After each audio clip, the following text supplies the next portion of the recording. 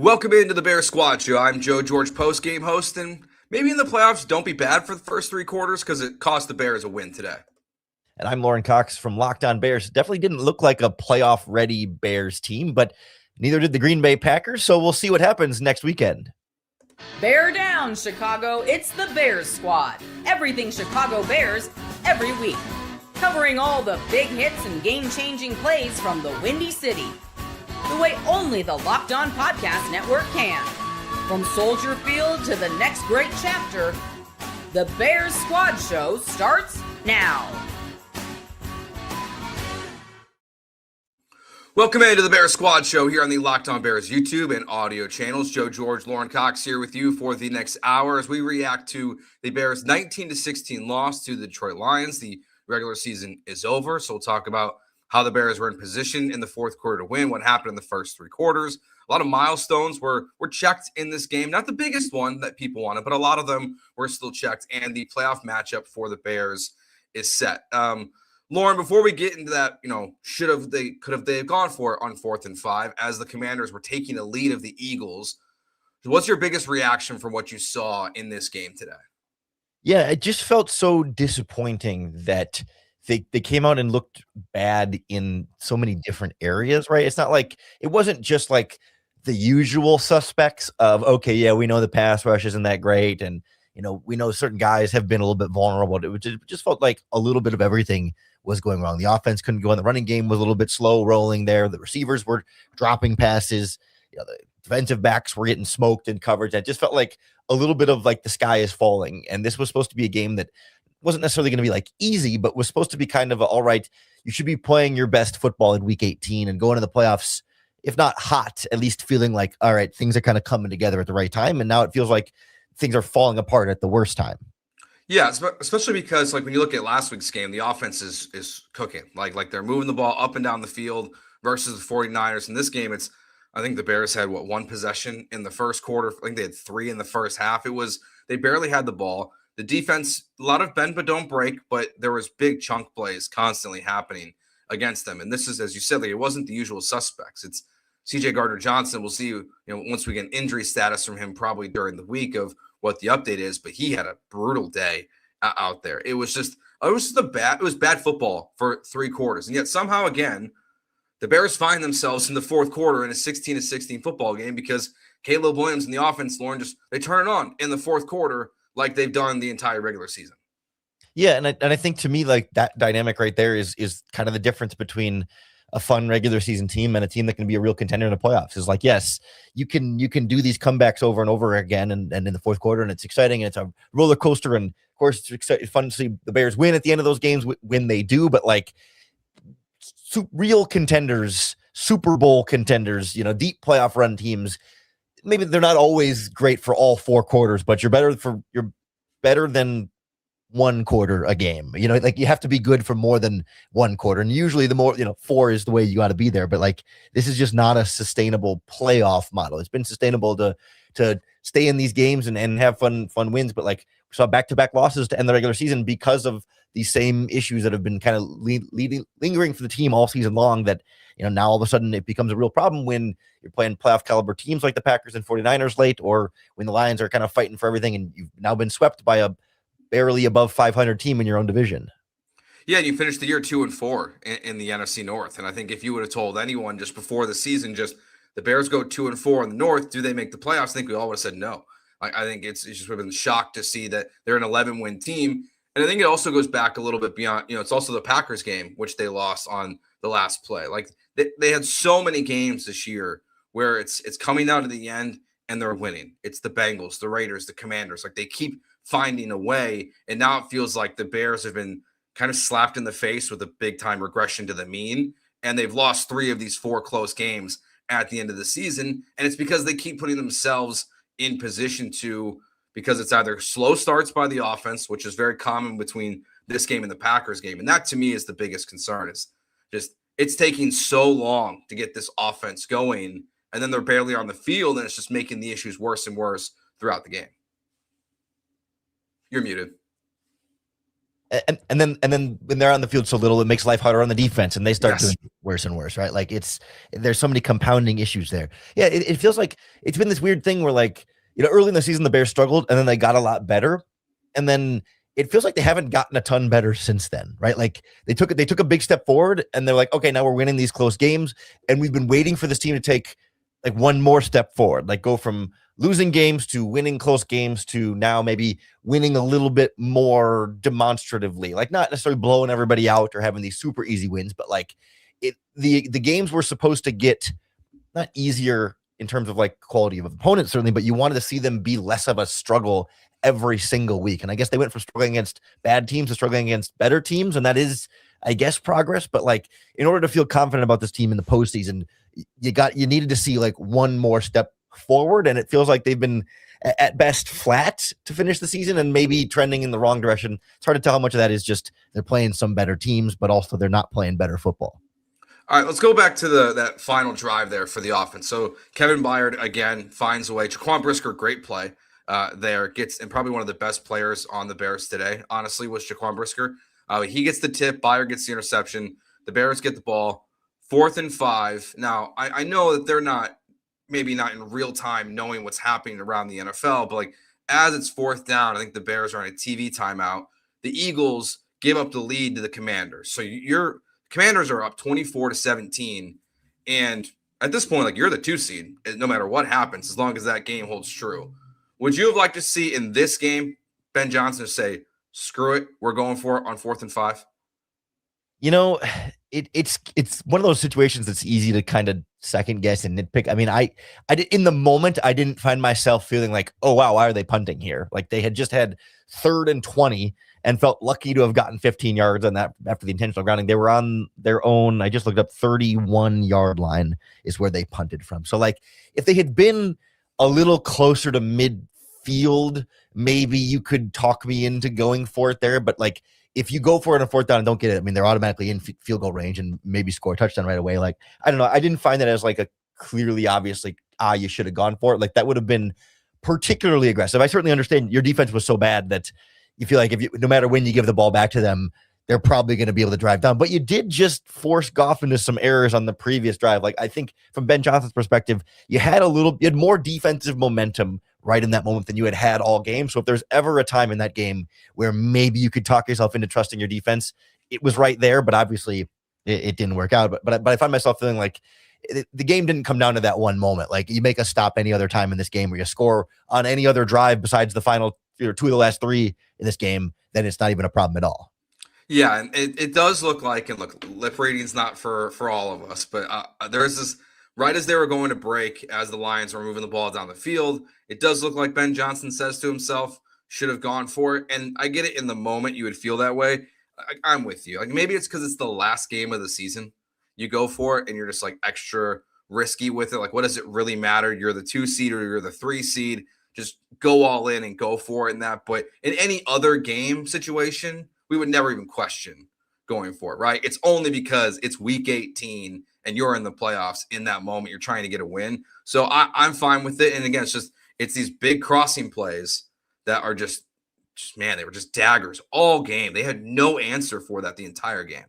And continuing to just sit there in man coverage and watch Jalen Johnson get outrun constantly and looking like a shell of himself out there, and watch C.J. Gardner-Johnson with very poor just footwork and mechanic and like being able to tightly follow receivers up and down the field, and Nashawn Wright overrunning guys over and over again. Like, it's very few players on defense played well in this game. I mean, everybody got caught in bad positions, but like the lack of willingness to change that, like, is that, I don't know if that's Dennis Allen, like, not wanting to put a bunch of their zone disguises on tape before the playoffs, but they've played 18 weeks, 17 games this season now. Like, I don't think defensively you're going to be hiding much at this stage of the year. So like, it just felt like, I don't know if it's stubbornness or if there's something they were thinking they're doing, but like, this has been an ongoing problem the last handful of weeks where, especially when they blitz, they play almost exclusively man coverage behind it, and they can't keep up with that. And I keep asking myself, like, why don't they try more zone blitzes? I know it might not work either. The Bears burned the Lions on a zone blitz on a touchdown to Luther Burden to the big deep post route, but like,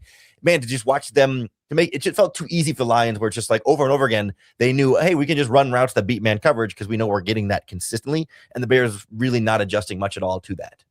Yeah, and ultimately, like, who are you playing in the first round of the playoffs? Again, you didn't know this in the moment, but you're playing the Packers. You've already played them twice this season. Like, what are you showing in this game, to your point, that they don't already know? They know everything basically that Dennis Allen's going to throw at them. And this is the third time you're going to play them in the month of December, or in a month time period, because it's January now, I guess.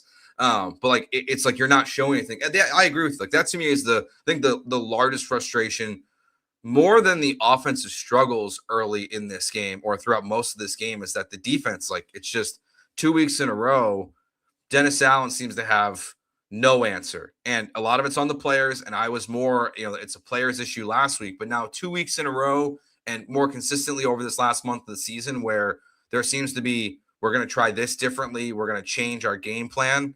It feels like it's a coaching issue now on top of a player issue for everything that's happening in this defense. Yeah, this is definitely a both situation, right? Like, I think for a while there, we felt like, well, what's he supposed to do? They can't rush the passer, so do you blitz, do you not? But like, now you're starting to see areas of like, well, he can't, like, he might not have very good players to work with, but he can absolutely do more, try more, to at least feel like you're not doing the same thing over and over again and expecting to get different results. I did just see Ben Johnson was asked about going for it on that fourth down, since you mentioned it, and he said, the Bears, he said, because we had 3 timeouts left, we thought we were going to be able to get the ball back. He said he considered going for it on 4th and 5, and I would bet your lip reading is probably correct there, that he's not going to publicly maybe go back and second guess that too much right now, but like, he trusted his defense and they let him down. And I almost would rather he publicly says, yeah, like, I trusted my defense and they let me down, as opposed to saying, yeah, I should have gone for it because I shouldn't have trusted those guys. Like, I think he took the right approach there in terms of how he handles it publicly afterwards. But it's just a long list of like real concerns about this team that I know they're number 2 seed. Maybe we should be celebrating more that they're the second best team in the NFC or whatever, but it doesn't feel good. And it feels like it's foreshadowing an early playoff exit too. Well, I think there's a reason why on wherever you look, the Bears are, 10th, 11th in terms of Super Bowl odds, right? Like, they're the number 2 seed, but they're below pretty much every team in the NFC, including the Packers, who they'll play in the first round. Like, the only team in the NFC that's going to be below them is the Panthers. And then past that, I think it's like the Steelers. There's very few teams who are now below them at this point for Super Bowl odds, and they are the number 2 seed. So yeah, it is exciting. But it comes with that, and I think this is a good thing. It comes with raised expectations. Like, you've put yourself in position as an 11-win team. We can look back if they lose next weekend, a month or 2 down the road, and feel great about what happened in the regular season. But in the moment, it's like, how do you get better? One of my questions is, where the hell is Tyreek Stevenson? Like, where is he? Is he that bad all of a sudden again? Where like they don't trust him? Like, I don't know. Like, I know Jahdae Walker. I mean, not Jahdae Walker. Deshaun Wright has had all these interceptions and turnover plays this season, but between him and Jalen Johnson and CJ Gardner-Johnson, who are all bad in this game, it feels like Tyreek Stevenson didn't even play in this game. I'm just like, where is this guy at? Like, who was making big plays early in the season? He just seems to completely have fallen out of favor, or just rotation in the secondary. Yeah, he did not play a snap in this game. He was considered a healthy scratch. Okay. I missed that, I guess. No. Like, I mean, no, it wasn't official. Oh. He just did not, like, in the game book they put out after the game, it lists like players who were active but did not play, and he was one. Like, he was active but never saw any snaps on defense, at least. I don't know if he appeared on special teams at all, but yes, he had played 18 last week against the 49ers in rotation. But yeah, it just feels crazy to me that, like, not that Stevenson would be some savior for this defense, but like, if you're playing a lot of man coverage, he's given how Jalen Johnson looked out there, Stevenson might be your best man coverage cornerback right now. I mean, we don't know that for sure, but like, he certainly would fit that better than what you're seeing out there. And it's not like Jalen Johnson or Deshaun Wright was playing so well that you couldn't take either one of them out. So I wonder if there's some kind of something at practice, some kind of doghouse type thing that he's not getting involved out there, because again, he's not necessarily the difference between winning and losing this game, but it falls under this theme of like, we just want to see Dennis Allen and the defensive coaching staff try different stuff and not just using the same guys making the same mistakes and the same coverages over and over again. I mean, they tried a little bit of dime package with Jonathan Owens and Elijah Hicks, and we saw, of course, Jalen Jones came in for CJ Gardner-Johnson after the injury there, but like, that's not quite the kind of stuff we're looking for here. Yeah, the only thing from this week versus last week I felt like I saw was a little bit of a change. I felt like, at least early in the game, and maybe it played out throughout the rest of the game, it just made less of an impact, but I thought we saw a lot more DeMarco Jackson. Felt like early in this game instead of Edmonds. which I think that's a positive without the way Edmonds played last week, who was not good. And like frankly, as you're trying to get guys healthier and rested for the playoffs, Jackson's played good enough to play that second linebacker spot next to TJ Edwards. So, but besides that, yeah, it was just a lackluster day from the defense. Like it's some bend but don't break. Like that's an improvement over last week for sure. But it still was too easy for the Lions to move the ball up and down the field for a majority of this game. Yeah, so I'm seeing DeMarco Jackson was on the field for 12 snaps in this game, but I believe the vast majority of them would have been as the third linebacker because Edmonds and Edwards both played 71 out of 73 snaps in this game. So there were only 2 snaps each where they were off the field. I suppose there could be times when Jackson was in for them. I don't have the exact arrangement of who all was on the field at each time, but more than the 0 snaps DeMarco Jackson played last week as well. It was very much concentrated in the same 14 players played the vast majority of this game. Bears did not rotate defensive backs much at all, did not rotate linebackers much at all. It was your nickel personnel was the same all game, and then occasionally, a couple defensive linemen would sub in and out, but it was the same core group. Not trying a lot of different stuff here when nothing seemed to be working all that consistently on defense. Although I do come away feeling like you only gave up 19 points and 16 through the first majority of the 4 quarters.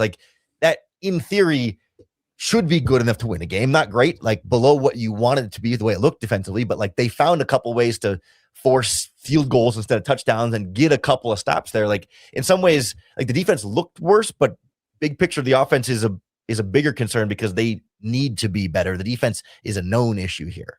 Yeah, if they give up, if 19 points to the Lions, you should win this football game the way they play, especially because you saw how it looked in a small sample size in the fourth quarter. It's the other 3 quarters that were just a mess. We'll talk about those in our next segment because there's still a lot to get through, obviously, through this game as the Bears was 19-16. We'll go into the playoffs on a 2-game losing streak, and they will take on the Green Bay Packers. We'll talk about that and more next year on the Bears Squad Show.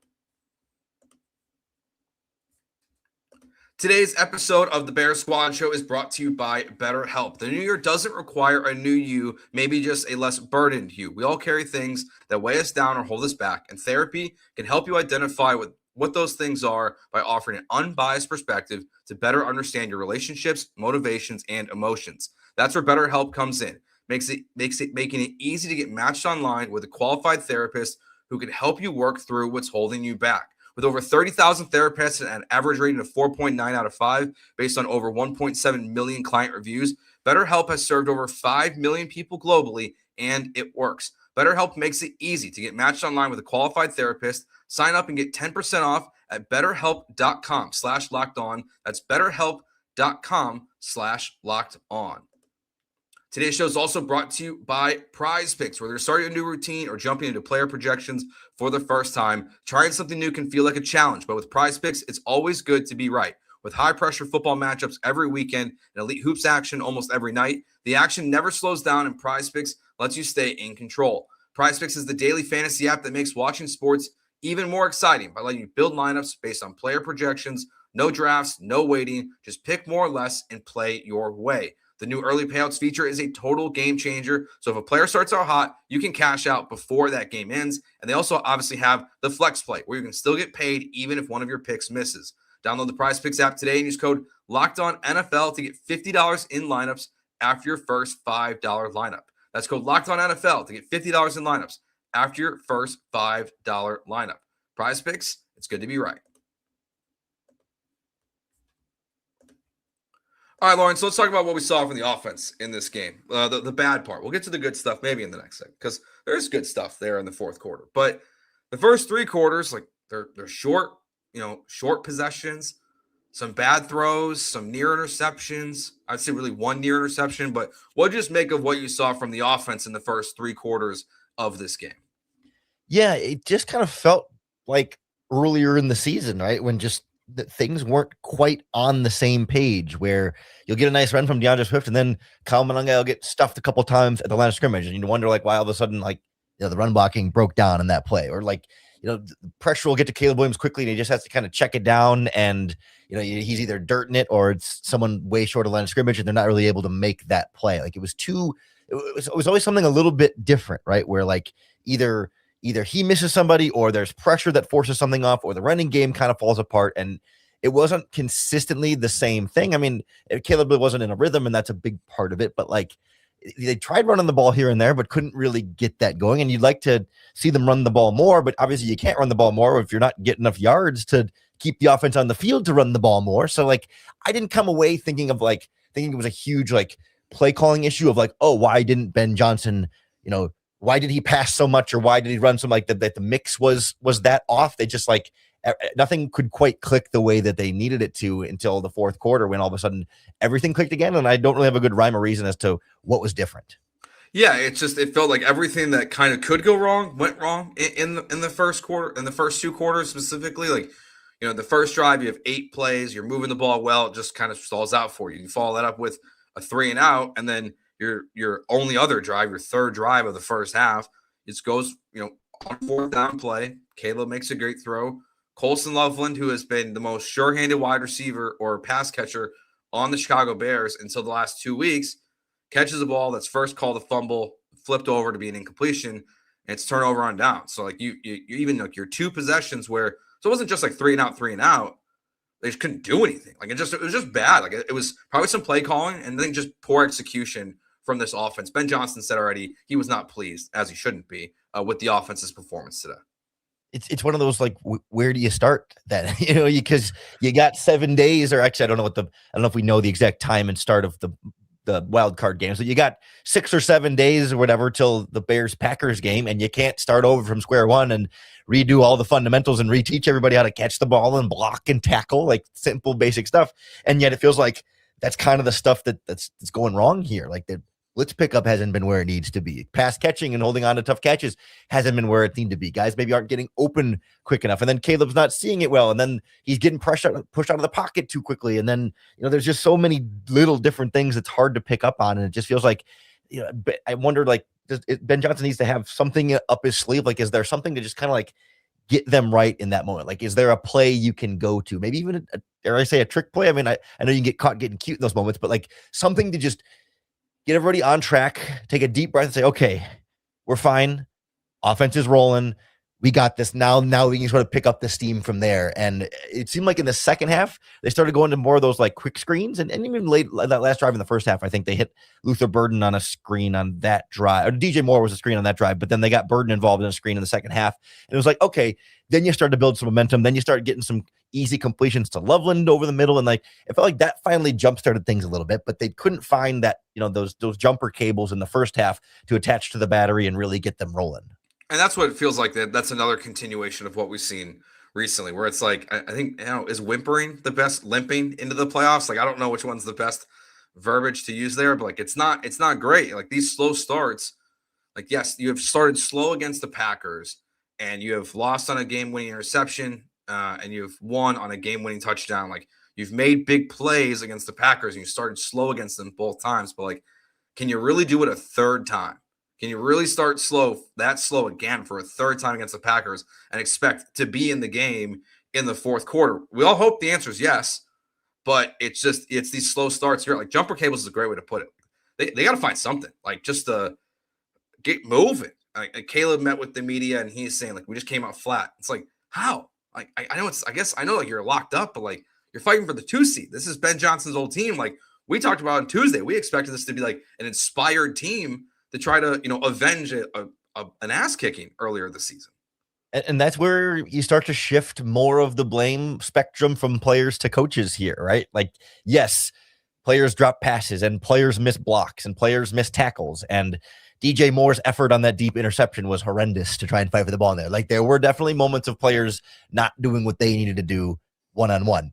But also, the whole reason you fired Matt Eberflus and brought in Ben Johnson and the staff in part was to build a culture where these guys do care and do fight hard and do give 100% out there. And like, if you're not having that in this game, and sometimes I felt pretty flat against the 49ers too, effort on defense did not feel like it needs to be there. Like coaches are responsible for some of that too. Like that's on them to have these guys ready to go. And I think when it comes to, finding ways to jumpstart this team on both sides of the ball, like, this will be the third matchup against the Green Bay Packers.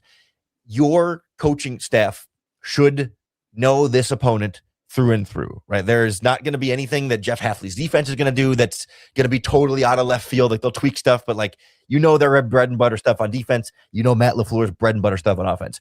You as the coaching staff need to give your team the advantage and say, okay, we know generally their tendencies, then we know what we can do to beat those tendencies and have stuff ready because because they're going to know yours too. And so everyone's going to be trying to, it becomes so much more a coaching battle at this point because it's not a matter of players trying to figure each other out and trying to figure out what's going on here. But like, no, most of the cards are on the table. So now who's truly the smarter, better coaches that can draw up the better game plan and scheme and have that fast start, kind of knowing that you're not coming in the first couple drives, feeling out your opponent. Like, how's Jordan Love going to handle when we blitz him versus not? You know exactly how he's going to handle it. So have a response ready. And that's what we're really going to be able to measure this coaching staff next week in particular. Okay, so then I agree totally. Like, and you should have. I think you have the edge here. Like, or you could have the edge. Like LaFleur, they've laid some eggs in the postseason. Like, they're not exactly like even Packers fans don't they don't love like what they've seen from Matt LaFleur and the Packers in the postseason during his tenure. But you come on the second half, 3 and out, and then the next drive you're moving it. You're on your 7th play of the drive, and this one is where you mentioned it. DJ Moore. Big time lack of effort. Now, I think people said Durham Smythe was wide open over the middle of the field. Caleb goes for the home run ball. But I think the story of this play is DJ Moore. I mean, it is all the good vibes that DJ Moore had kind of brought back to Bears fans for him in the last couple weeks, I feel like vanished today because he should have broke that up. Like it's not the best throw. It's on Caleb, but my gosh, DJ, you got to go fight for the football. I mean, he looks like the cornerback when you watch the replay. Yeah, I mean, he kind of gets bumped off a little bit. And it's not even like a push-off pass interference. It's just like a defensive player wanted it more than you did. And that's like the one thing you can't have. Like, there's a world out there where DJ fights hard at the ball and it's still intercepted. Like, so I don't fully blame the interception is 100% on DJ Moore. Caleb, even Tom Brady pointed out, right? Like, Caleb was trying to fit it between the corner and the safety. I think he probably should have put it a little bit more flat and less deep. So then the safety wouldn't have quite the angle to it the same way. But I get that it's a difficult throw. And it's not even necessarily DJ Moore's job to turn into the DB and jump up there and swat it away or whatever. But I just wanted to look like you care and that you're really trying. And he kind of it was kind of like he gave up on it. This is overthrown. I can't really get it. So he gets kind of pushed and then is turning and looking at the receiver or the defensive back catching the ball as opposed to giving every single effort he can to get there and break up the play. And it's that extra 10-20% of effort from DJ Moore that just has not consistently been there throughout his career. And it's why he might not be a Chicago Bear in 2026, because as much as he helps your team, if you can get some value for him, you might feel hey, you'll get by without him and you can find other receivers and et cetera, et cetera. But that's kind of a long ways away. And also in this game in particular, low on the list of things that went wrong. Big play, big moment, big problem, but a lot of fish to fry besides just DJ Moore here. Yeah, I think the other one we can point to as well is the running game.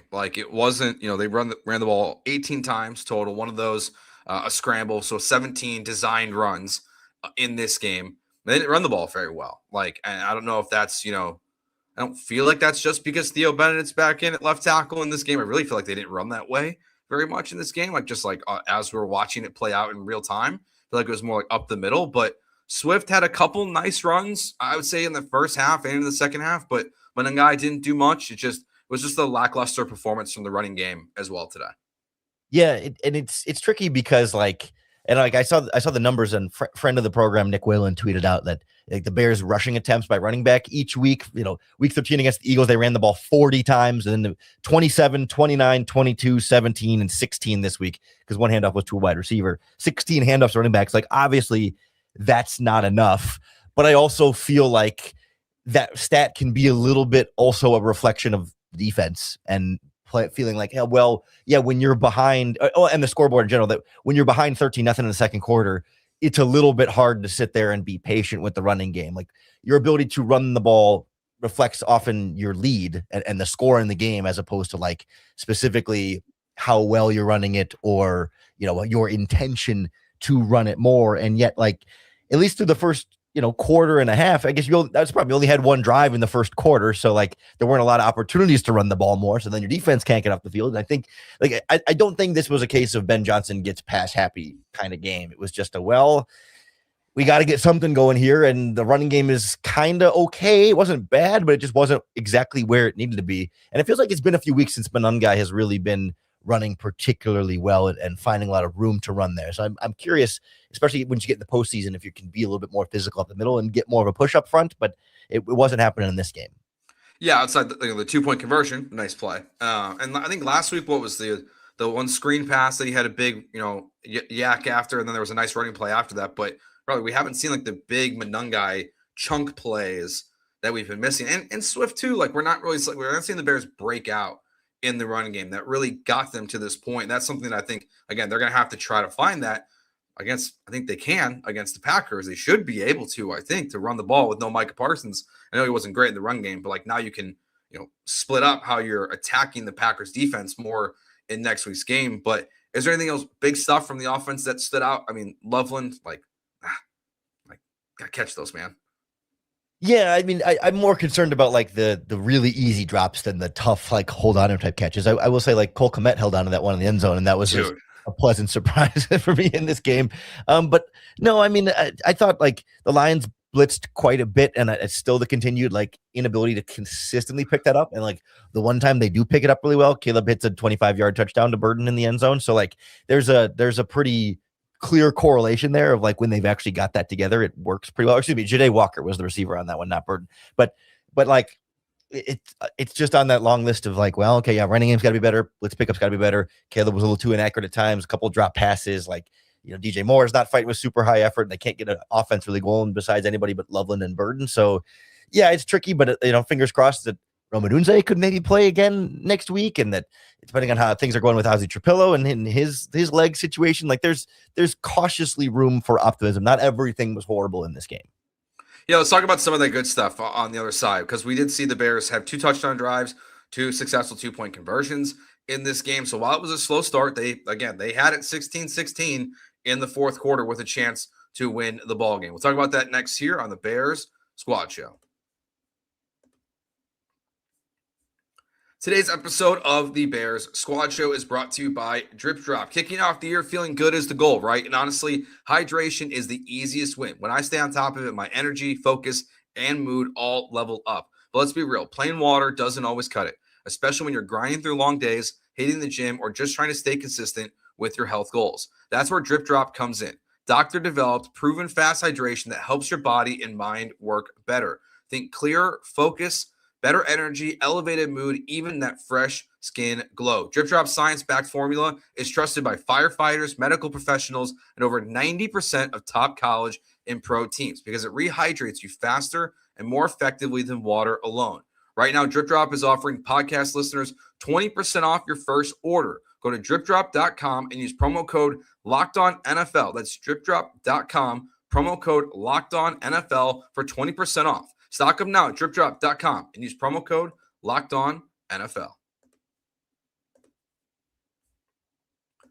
All right, so we get 2 touchdown drives. The first one ends in a Jahdae Walker touchdown reception. Big play over the middle. I mean, that continues to be the surprise. Like I think to your DJ Moore point, I think Bears fans are convincing themselves at this point. I think I'm kind of am too, to be honest with you, Lauren, that like next year you can roll out Rome Odunze, Luther Burden, Walker, and a veteran wide receiver as your 4 guys and feel pretty good about where you're at. So DJ Moore excluded in that conversation. But that drive ends with the big one. So let's start there. What'd you make of that drive that makes it eventually a 16-8 game? Yeah, I mean, the blitz pickup is the big part there that we just wrapped up talking about. Like, man, there were so many times in this game when it wasn't like they were sending the house after Caleb, but like I think the preliminary blitz numbers were about 43% of his dropbacks in this game. And like somebody's getting through a little bit, at least every time. Not always a free run to the quarterback, but so many times he's flushed out and tries to escape and has to try and make something happen upfield. And he's so good at that, but like that disrupts the timing of the offense and keeps him from getting into rhythm. Like, yeah, even when he completes it and it's a miracle play that Cole Kmet somehow catches 4 yards behind the line of scrimmage, like that's great, but like doesn't end up getting the offense anywhere. And it doesn't it's not a stepping stone towards more offense. It's a bailout towards a bailout from negative offense there. But like, man, when the running back and the protection slides to the right side, or I guess the left side, but the correct side on that play, so Caleb can step up, see it develop, and fire that ball exactly where it needs to be. Like, that's how the offense is supposed to look and how the offense is supposed to work. Like, that's a tough read for a quarterback. That's the way Brian Flores blitzes defense with cover four deep, 2 underneath, and a 5-man rush there. Like, you got to know that, okay, when I'm throwing, when they're running a post route against the cover 4, the inside safety usually steps up on the number 2 receiver, leaving that room in the middle of the field behind that safety. But that only is when you know what the blitz is coming, what coverage is behind the blitz, where your route is, and get the ball exactly where it needs to be in, whatever it was, 2.5, 3 seconds. Like, that is next level processing for Caleb Williams to see and trust and throw that ball there. That's exactly what the offense is supposed to do there. And like, why they couldn't get into more of that is like the $1 million question from this game, because we see them do that like regularly, like once or twice a game all season. So we know they are capable of doing it. It's just a matter of how they can get into those situations a little bit more.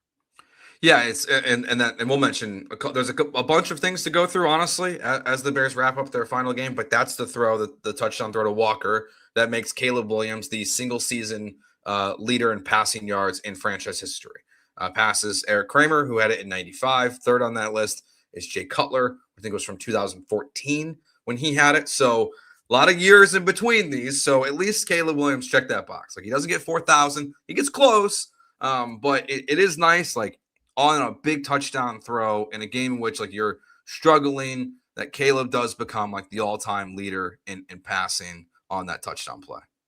You do wonder if the Bears score late in the fourth, like one more time, either to win the game or whatever, if he does get to 4,000. Like, he wasn't that many yards away, or certainly if the game goes to overtime, right? Like, is that still on the docket there? But like, very clearly the culmination of such a massively improved season from Caleb Williams, right? Because I think when we think back to like Jay Cutler in 2014, and I wasn't alive for the Kramer year, but like the years where any Bears quarterback has gotten close, like Cutler in 2014 was like, whoa, this guy is playing out of his mind, right? Like, at the time it was like, this is one of the best Bears quarterback seasons we've ever seen. And like, it feels to me like for Caleb this season, it's like he's had a good year, but he's not playing nearly as well as he could, right? Like 2014, Jay Cutler was like maxed out Bears offense, revving at 110%. Your RPMs are off the chart. This is as fast as this horse can go. And for Caleb Williams, it's like, we're still in like third gear, maybe fourth gear, but we're certainly not in fifth gear here. And he just had the best passing season of any quarterback in franchise history. Like, that is to me like the most encouraging part here. Is like, people are still talking about nationally, like, that he didn't have that great of a year and all the things he does wrong, and it was still the best season in Chicago Bears history. I know that says a lot about Bears history, but like, it still says something that we've seen plenty of Bears quarterback seasons that even maybe felt better than this, but weren't nearly as productive as what Caleb Williams did this season. And that's such a cool thing to know, that like, hey, this is nowhere near the top of the mountain right now, and it's the best we've ever seen. Yep. I think we're barely starting the climb with Caleb Williams. Like, with this, it's like 4,000 yards is going to come. It might not even happen next season. Like, you never know, but like, it's going to happen. And again, like, if he just keeps beating his own record every single year, eventually he'll get to 4,000. Just the math works that way. I will say, on a quick note with this drive, I don't know if I've ever seen a neutral zone infraction at the start of a quarter before. I've never seen that. Like, I don't think I've ever seen that, Lauren. Like, when they threw a flag, I was like, what is this penalty on? It's a neutral zone. I'm like, the quarter hasn't started back up yet. Like, I've never seen that ever. And I think that's been a good thing for Caleb, though. I mean, obviously we've seen it be a weapon the last couple of games, but I think that's like a rhythm confidence thing, right? Where he's like, it kind of clicks in your head, like, oh, these guys are guessing. Like, I've kind of got these guys' number. I'm a step ahead of this defensive line right now, so I can pull something out. I can just uncork something downfield. And I was a little bit worried when he threw that ball that I think it was Luther Burden, the player he threw it to in double coverage there. I think so. Yeah. Burden took a hit and was slow to get up a little bit after that throw. And like, don't get me wrong, you always want your quarterback to take that shot there, but like, I was worried that you throw it in double coverage, very little chance of being caught, and a little bit of an injury risk there for a player that's been banged up. Like, I'm not saying he shouldn't have done it or second guessing it necessarily, but just like I had an extra hold your breath of nervousness of like, like a free play is not worth that throw was not worth risking an injury to Luther Burden, but obviously you got to take the chance and hope that your player's just going to be more protected in that situation. Yeah, and then we'll get to the next drive where they make it 16-16, maybe the most hold your breath moment of the game. The ball gets snapped over Caleb Williams' head. He's got the ball on the 1 yard line and just rips it downfield. And honestly, they probably could have called intentional grounding. Like obviously they got him later in the game. I'm a little surprised they didn't in the moment. So the fact that like that could have been even worse of a disaster than it honestly was, like it was good. Like I give Caleb credit for not panicking, honestly, in that moment, because that could have been he's running around back there trying to make a play, pick six type moment. Instead, he just gets rid of it, needs to try to get out of the pocket, I guess, next time. But even then, it's hard to complain about a broken play like that. And the fact they didn't get penalized for it, you come up clean at the end of the day. Yeah, I mean, even if he just falls on it and it's 2nd and 1,000,000 from the 2 yard line, that drive is over and you don't drive down and score the game tying 2-point conversion touchdown.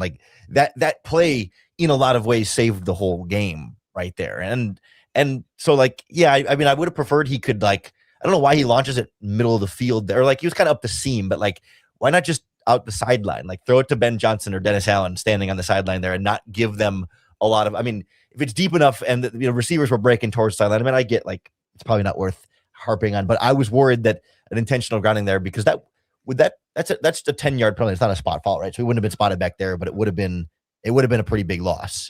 Yeah, it would have been on the 12-yard line. Yeah. After that, then it would have been first or 2nd and 20 instead of 2nd and 10. They followed that incomplete on the next play, and then he finds Cole Kmet for 19 yards. What ends up being the second best play of the game from Cole Kmet, because that was a monster play from him. He's one where, you mentioned DJ Moore, this offseason conversations are going to be fascinating on these shows, because Cole Kmet's going to be highly debated, I think, of in or out on next year's roster. But he does make these little plays, it feels like, every week, where he's clearly the number 2 tight end, very expensive number 2 tight end. But that 19-yard completion, which was a lot of yak on it, was a big play for Cole Kmet. And then you find Coleston Loveland for 27 yards a couple of plays later. It's the tight ends that are just kind of moving you in chunks down the field on this final possession. Yeah, because that's all they could consistently get in the game. And I don't know if that's something the Lions were doing coverage-wise, where it just felt hey, middle of the field is a little bit more where this ball needs to go, the sidelines. But the Lions corners are not a strong group by any means. And I was trying to look back over Caleb Williams' throws. Yeah, outside the numbers, he threw 2 times outside the numbers to the left, and looks more 9 times outside the numbers to the right. But a lot of stuff was middle of the field, tight ends up the seam. And of course, the deep post route there. And then one of those was the deep shot, the interception to DJ Moore down the left sideline. But he wasn't going to the edges for whatever reason. And I wonder if that was partially a result of, hey, we're getting a lot of pressure on a lot of blitz here. So there's a less distance for the ball to travel quickly over the middle of the field, as opposed to sideline. You've got the horizontal distance in addition to the vertical distance there. Or part of it's just I got to throw to who I trust right now. And I trust Coleston Loveland the most. And then, Burden's just not a big part of the game right now. DJ Moore, obviously not someone who's been a big factor. So it's kind of Loveland and Kmet are 2 big bodies that, hey, he can just find something there and let them kind of rumble and tumble afterwards, because no one else was really that go-to option for him. And then this one with the touchdown to Loveland again. They keep finding a way. I'll mention one of the next stats I have from this game. 15 touchdowns from Bears rookies this season, the most in franchise history in a single season. So between Loveland, Monungai, Burden, Jahdae Walker, 15 touchdowns from this group, and you have a franchise left tackle. It feels like we give Ryan Poles a lot of grief, but this draft class makes huge impactful plays. And then you have a play, Lauren, that when you rewatch it is kind of a disaster, because Cole Kmet gets bullied by Aiden Hutchinson on the 2-point conversion, but Monungai steps in, and then Caleb finds Cole Kmet. And as you mentioned, I can't believe Cole Kmet held on to that thing, because he got crushed, and all of a sudden it was 16-16. And that's the ball that Cole Kmet drops every time, right? Yes. He doesn't drop the wide open, no one's near him, but him holding on to contested catches has been a problem as of late, and hard to trust. And he got rocked there, and he also got rocked by Aiden Hutchinson earlier in the play as a blocker. It went from a disaster play from Cole Kmet to a game saving play from Cole Kmet all at once. But how smart of Caleb Williams to know that in that moment, Kmet was not one of the players in your progression really on the play because he starts as a blocker. It could have been a block and release type of route where you knew eventually he might run a route, but like Kmet was just kind of filling in open space there. It wasn't like he was a part of the route concept where you're expecting him to be at this exact landmark. It was like he just turned and run and turn around where no one was standing. So that was all improvisation from Caleb Williams. Like progression's out the window. You're just playing backyard football, finding somebody open in the end zone where you don't really like a lot of end zone, red zone coverages are not like standard cover two. There's not enough room to run like standard coverages. So red zone coverages are kind of mix matchy and you're throwing the ball in there, not knowing if some linebacker is going to just knife out of your blind spot and intercept that pass, but just to fire it in there with that velocity, to know he's going to be there and then to trust him to hold on to it because you just had to have something on that play was, again, like the most spectacular 2-yard, 2-point conversion throw you'll see for a player who is standing open in the middle of the field. It takes a lot of intelligent quarterbacking to get there and get the ball there, throwing off your back foot while pressured, rolling to your right. Yeah, it's just, again, like as you're saying, it's another one of those things that Caleb has, he's added that to his game where it's a nice, like, it's just it's an impressive play. And it's one I feel like you can kind of bank on at this point. Like he's just going to, in that moment. And I think it's also a good, like, learning lesson. It feels like from the previous week where you're in the red zone, you've got pressure in your face. And I don't know if this was coaching, but from the way the 49ers game ended, but to have guys like, it's like, okay, I missed my block, but Caleb's moving. I'm now going to go into the end zone and be an extra target for him. Like you could have used Cole Kmet to do that last week if he was out there. Like I don't know if he was the target on that final play. I don't think he was. I think it was Walker and Burton against the Niners. But like having like someone just break out as Caleb's rolling out, as the pressure's going in, like that's like these receivers have to do that in those moments because Caleb's going to give you a chance. And he did, and it worked this week. Just didn't work last week. And I would love to go back and rewatch that play in particular because I believe on that play they had the guard Jordan McFadden was in at tight end as an eligible receiver. I think they may have had Daniel Hardy at fullback. I know each one of them was on the field for a snap in this game. I can't remember if they were both in the 2-point snap or not. And like, I wonder if there was something designed there for one of those two guys that, hey, defense might not be looking for number 92 in the backfield or number whatever McFadden is, 78 or whatever, 75 on the, or whatever, 76 on the offensive line at the tight end spot. It's one of those, like, I think Ben Johnson had something drawn up there that never got to be because Hutchinson whooped so fast and there was quick pressure in Caleb's face and then all the routes break down and he's got to make something happen. But man, to be able to have that in your back pocket is such a valuable thing for this offense to kind of know that, hey, some games Rome Odunze has been that guy and some games it's the tight end, some games it's Cole Kmet, some games it's Coleston Loveland. Like you've got options there that not only your quarterback can trust, but like actually have been reliable and don't drop it when the ball gets there. Don't get the ball lodged out every time, at least not in the most critical moments in the end zone and the red zone. Because even Loveland going to the ground, right? That's not an easy catch in the back of the end zone there either. Whereas like earlier in the game, Jahdae Walker had one in the middle of the field going to the ground that he couldn't hold on to. Like you gotta know your guys there.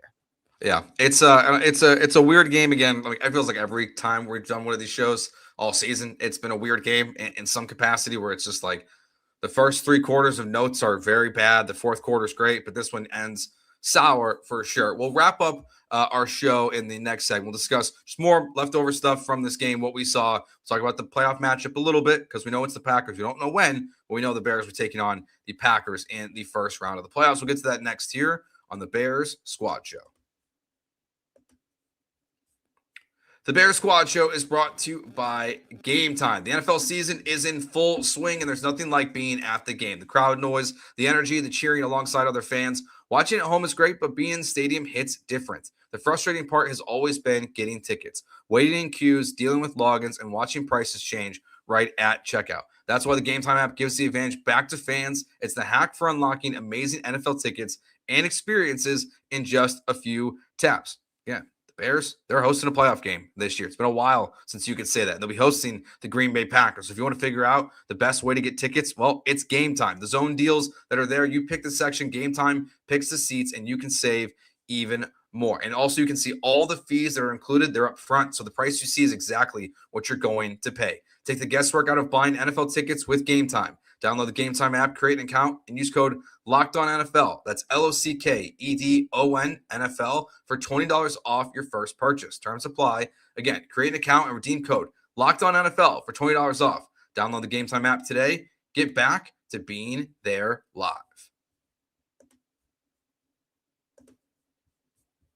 All right, a couple other notes, Lauren, from this game. DeAndre Swift sets a career high in rushing yards in this game. Again, Caleb Williams, the single season leader now in Bears history in passing yards. You get a career day from Coleston Loveland in this game. I think he ends up being actually your leading receiver in terms of yards on the season as well. I think that to me is like this game, like the big picture of it is, again, just like what Burden, Loveland, what they're looking like in this offense. It's like it sucks they lost, but like you saw these two rookies who, like, when you've needed your biggest plays through 4 quarters, it's where Caleb's looking, and a lot of times it's where the offense came through the most.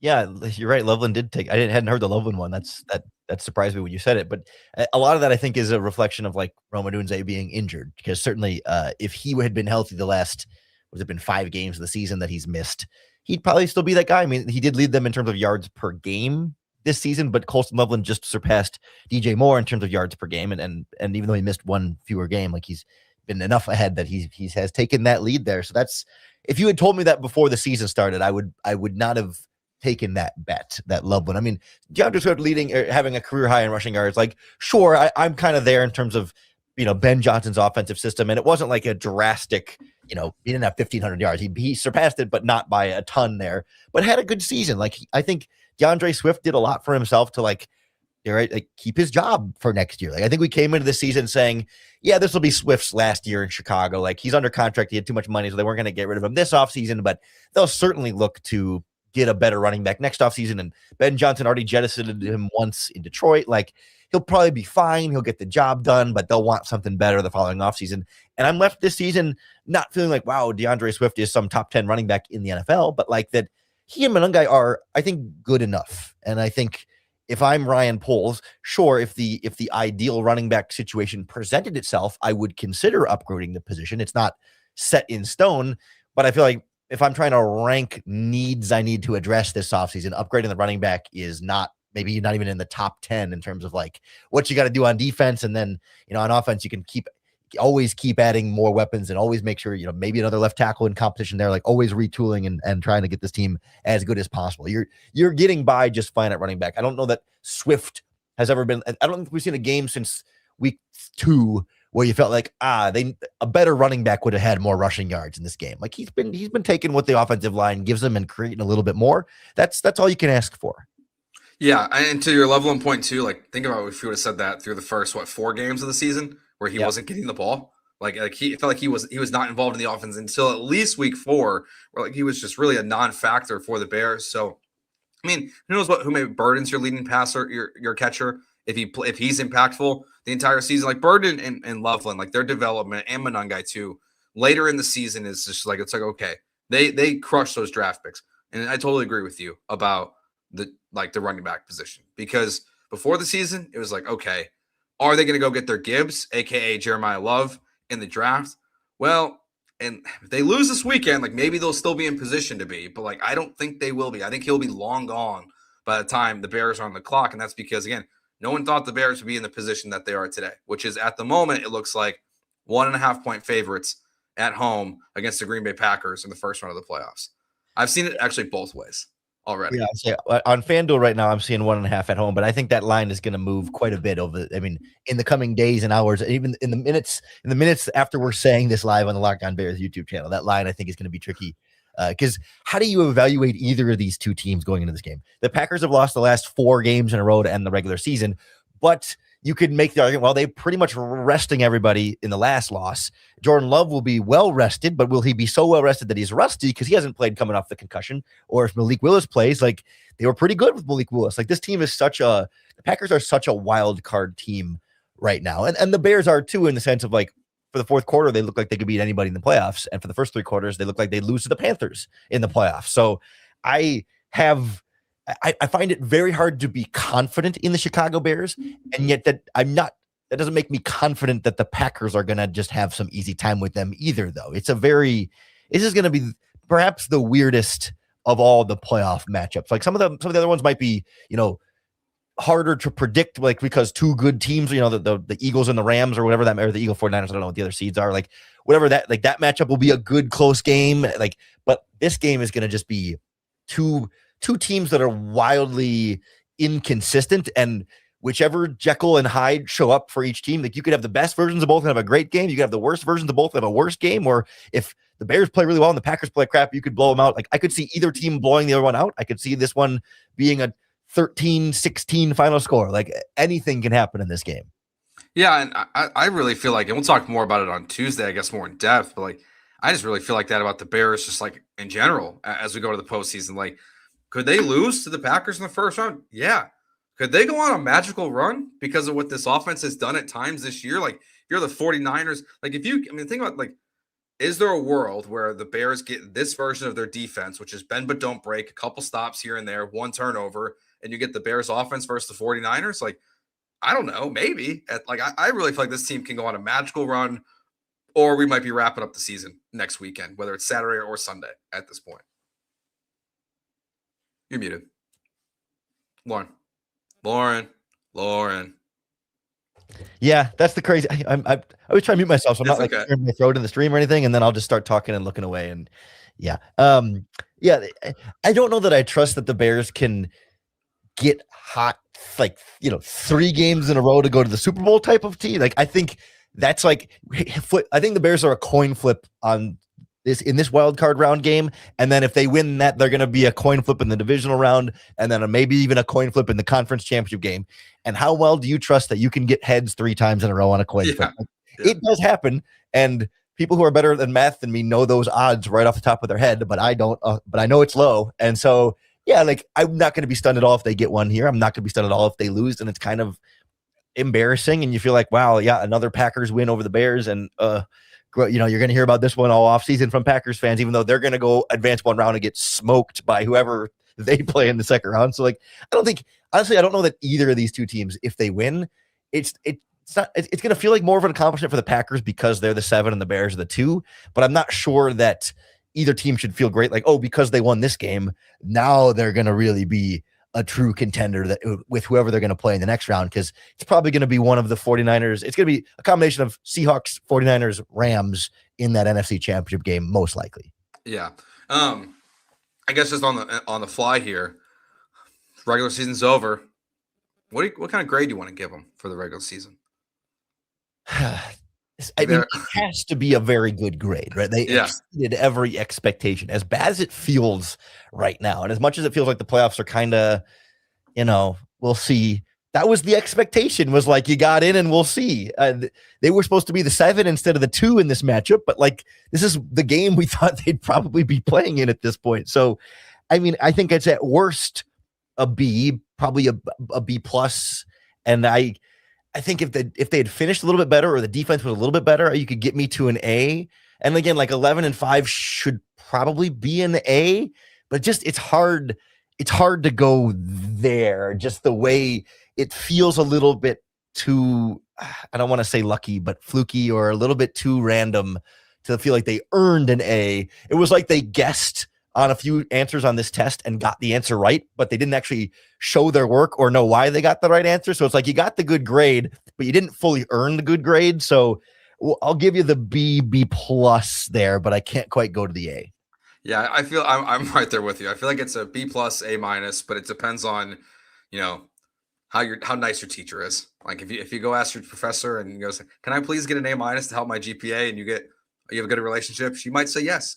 And you have a teacher that doesn't like you very much, you might go down to a B. Like, it just feels like you're right in that window of like, because it's a great regular season, and it's awesome that we get to do this again next week for a playoff game, because it's been a lot of fun doing these shows throughout the entire regular season, and we get to do postseason squad shows, post game shows next week. Again, we don't know right now. I guess they're waiting till the end of the Ravens-Steelers game, so maybe by the time you're listening to this, you'll know what time the Bears play. But thank you all who watched the regular season edition of these post-game shows. We'll be back, myself, Lauren, and Taylor, on Tuesday at 6:15. We'll be live here on the Locked On Bears YouTube channel. The audio will be posted shortly after as we preview the third hate week of the year, as Taylor would say, of the Bears and the Packers. Thanks for watching, listening. Make sure you hit that subscribe button. Well, Happy New Year also, and we'll talk to you on Tuesday. Peace.